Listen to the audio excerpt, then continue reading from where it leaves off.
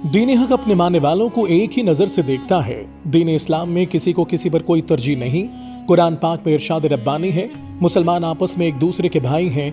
नबी अकरम सल्लल्लाहु अलैहि वसल्लम ने अखुवत इस्लामिया और उसके हुकूक के बारे में इरशाद फरमाया, मुसलमान मुसलमान का भाई है, उस पर खुद जुल्म करता है और ना उसे बेयारो मददगार छोड़ता है और ना उसे हकीर जानता है। फिर आप सल्लल्लाहु अलैहि वसल्लम ने अपने कल्ब मुबारक की तरफ इशारा करते हुए 3 बार ये अल्फाज फरमाए, तकवा की जगह ये है।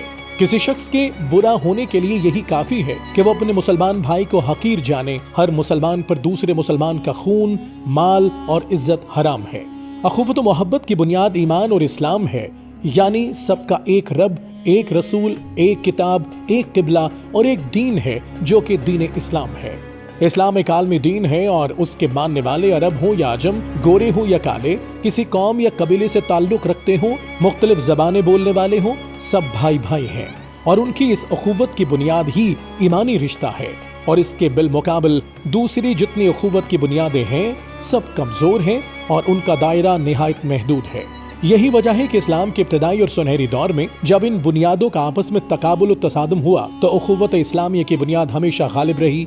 आज भी मशरिक और मगरिब और दुनिया के गोशे गोशे से आए हुए मुसलमान जब मौसम हज में सरजमीन मुकद्दस हरमैन शरीफैन में जमा होते हैं तो एक दूसरे से इस गर्म जोशी से मिलते हैं जैसे बरसों से एक दूसरे को जानते हों।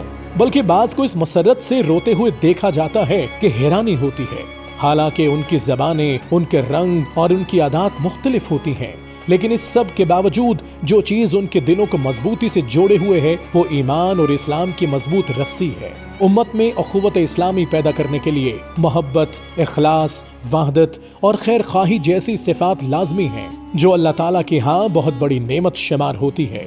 कुरान करीम ने इस सिफत को बतौर नेमत जिक्र फरमाया। इरशाद खुदाबंदी है, और उसके इस एहसान को याद करो जो उसने तुम पर किया है जबकि तुम आपस में एक दूसरे के सख्त दुश्मन थे। फिर उसने तुम्हारे दिलों में उल्फत पैदा कर दी, तुम उसके फजल से आपस में भाई भाई हो गए।